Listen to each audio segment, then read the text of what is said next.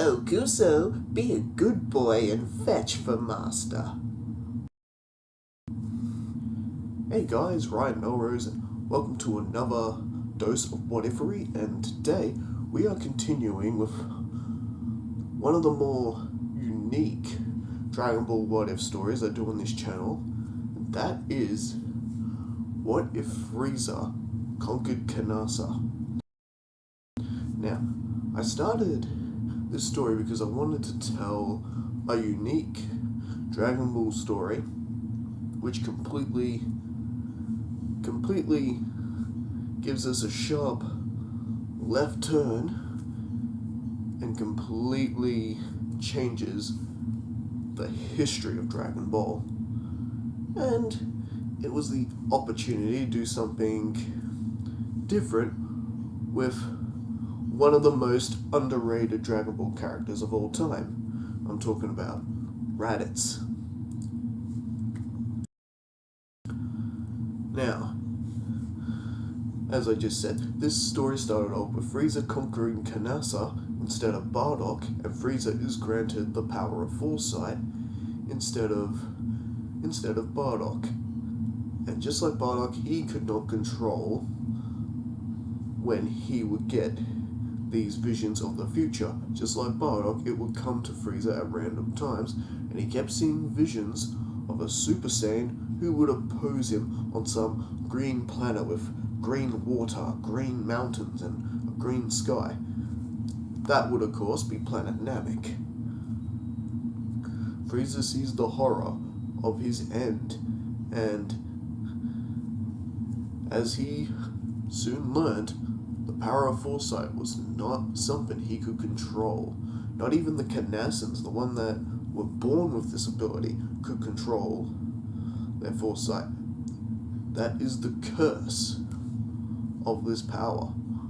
You never knew when you were going to get hit with them.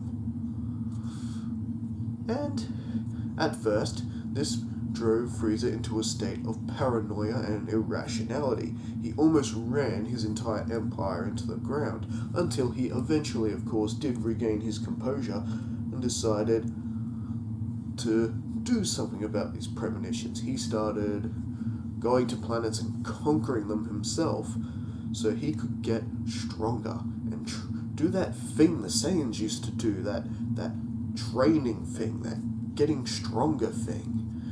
With this Super Saiyan running around, Freeza has the need to train so he can once and for all crush this prediction, this legend once and for all.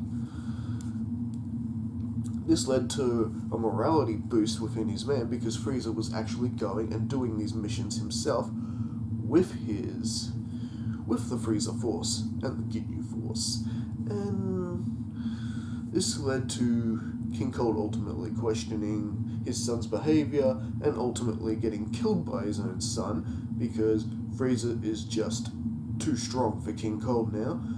And of course, Freeza also dispatched of Zarbon and Dodoria, who dared to question him. And as the years went by, Freeza was still having visions of the Super Saiyan, but this time he saw something different. He saw a vision of one of the other Saiyans he left alive, Raditz, the brother of Goku, having visions of him standing by his brother and talking to him. And so, Freeza took this opportunity to question Raditz. Oh yes, you've been a naughty little monkey keeping secrets. Where did your parents send your brother? I would very much like to meet him.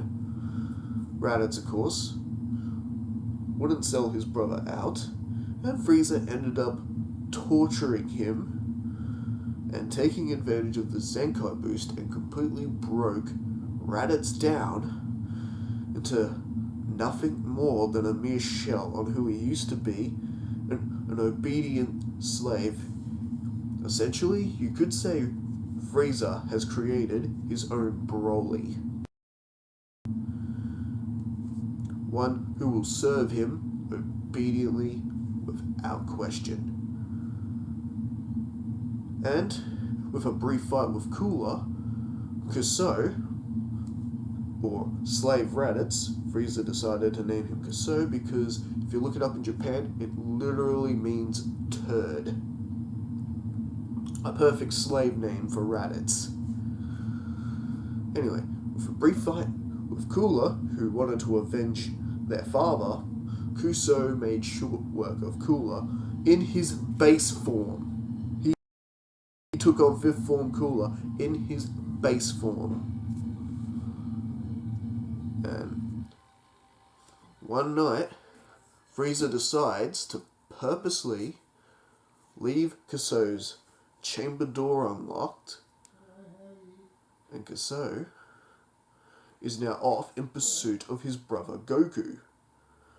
All part of Frieza's plan, because he has made Goku the bane of Raditz's existence, telling him the only reason he suffers and feels all this pain is because of his brother. And so, the only antidote is to purge the symptom, to go get rid of the disease. In this case, Goku. So this is psychological warfare with Freeza. With this, Freeza doesn't even have to get his hands dirty. Kuso can just take care of his brother easily. Because remember, at this point, Goku's not that strong.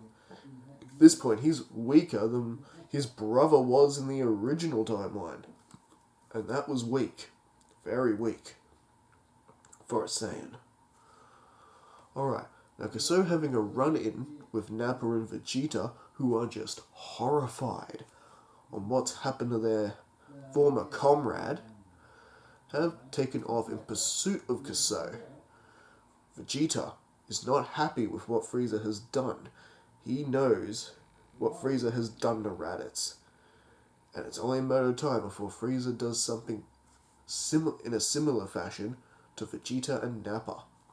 So they are off to find out just what their former comrade is up to. And they follow him all the way to Earth. And Kuso has his run-in with Piccolo, except this is very different than Raditz's run-in with Piccolo in the original story, because when Kuso realizes that this decent power level is not Kakarot, he just straight up destroys Piccolo on the spot. Just like that, one little ki blast, Piccolo is dead. Kuso didn't even ask him any questions, he just stared at him for a bit, then just powered up a ki blast, bye-bye Piccolo. And that of course means Kami is gone too, which means there are no Dragon Balls at the moment.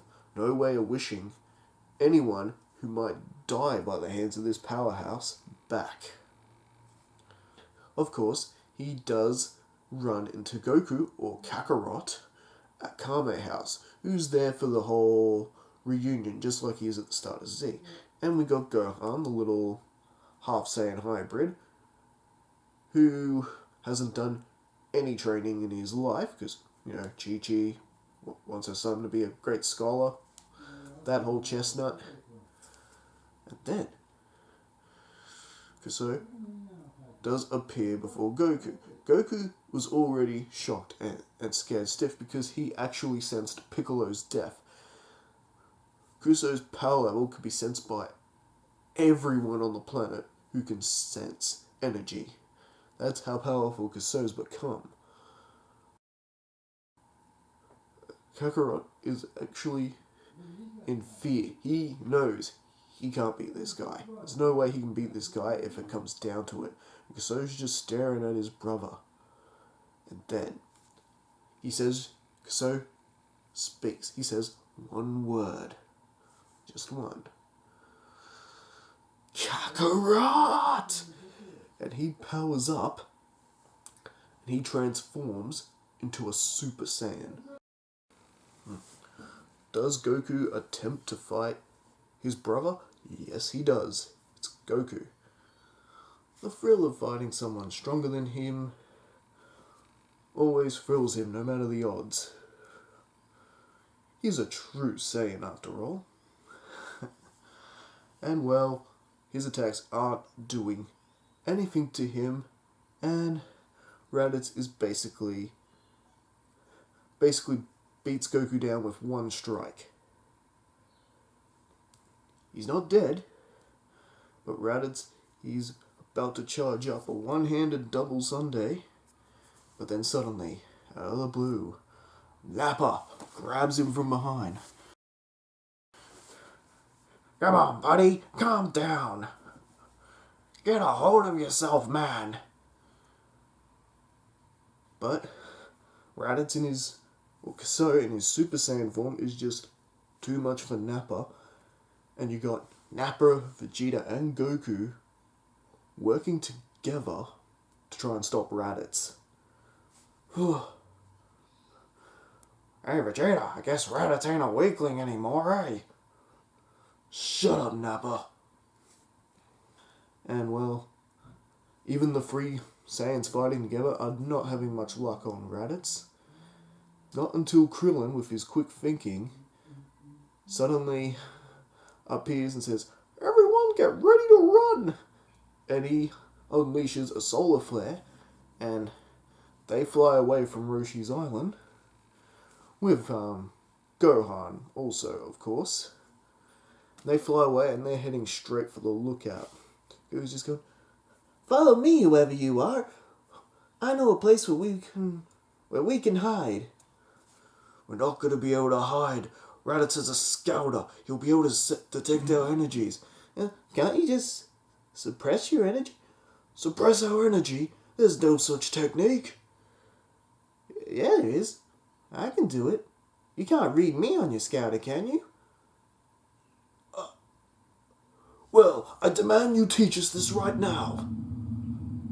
"That's okay. I know a place where we can get a whole day's training in a year." Goku has a plan. They're going to go to the room of spirit and time to get a year's worth of training. Maybe then they can best Raditz. Question, how come this guy's after me anyway? "Kakarot, he's your brother." "Yeah, Kako what?" "That's your name. You were sent here to conquer the planet, but, you hit your head, didn't you?" Yes I did." "Damn you, Pavlov." So basically, Nappa and Vegeta have had to fill in the blanks for Goku, tell him about the Saiyan race, what they are, and what they're all about. But Goku is caught up pretty quick. If anything, he's just excited that he has a brother and that he's freakishly strong. Just this seeing Kuso, or his brother Raditz, is going to push Goku to new heights, to think that there's someone this strong out there. And that possibility of this Freeza guy being even stronger. Freeza guy? Excited! I'ma deck him in the schnoz. They do end up at the lookout. Popo is all concerned. "What's going on down there, Goku? Kami just sort of disappeared." "Yeah, Piccolo is dead. My brother killed him." "What?" "We need to use the hyperbolic time chamber so we can get stronger and get rid of this menace. Also, I want to fight. It's important that I fight."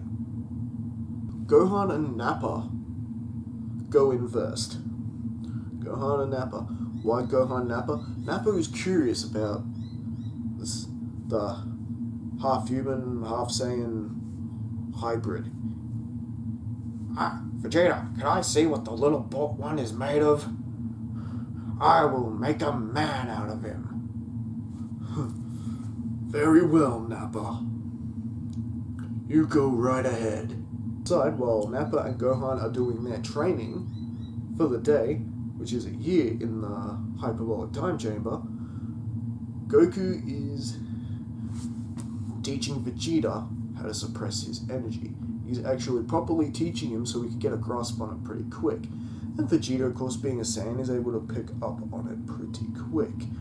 And in the process, Vegeta actually learns how to sense energy in that one day. Just this little bit of training, this, meditation, this sort of mental training. Very unsettling. I was like, I feel like an idiot just sitting here, Kakarot. This had better bear. Wait. He can actually sense where Kuso is, suddenly. He has now picked up how to sense energy. And he has learnt how to lower his energy to 0. With Nappa and Gohan in the other room, Raditz is not picking up them on his scouter. And because Goku and now Vegeta has learned how to suppress his energy, Kuso has no means of finding them. He's flying around like a lost puppy. After all, he is pretty much Frieza's pet at this point. Now, meanwhile, on the ship. It would seem that my little pet has strayed too far from home.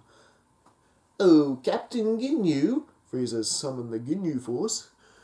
Would you mind, going to these coordinates and find out where my stray dog has ran off to? Not a problem, Freeza. We will find your lost pet. Men, the dance of enthusiasm. And the Ginyu Force are off to Earth to look for Kuso, because he's just been gone way too long. Don't tell me another monkey has failed me. And I think that is where we're going to leave things for now. So, tell me, do you like this addition to the part?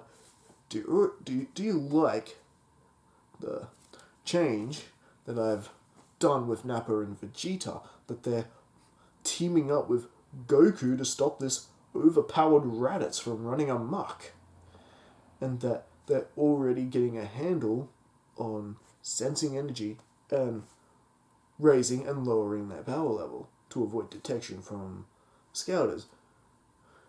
It's very possible that this is going to be a lot harder for Freeza than he thinks. Anyway, don't forget to like and subscribe. Definitely leave a comment and let's get this discussion going. And I'll see you guys again for the next video. Alright, catch you later.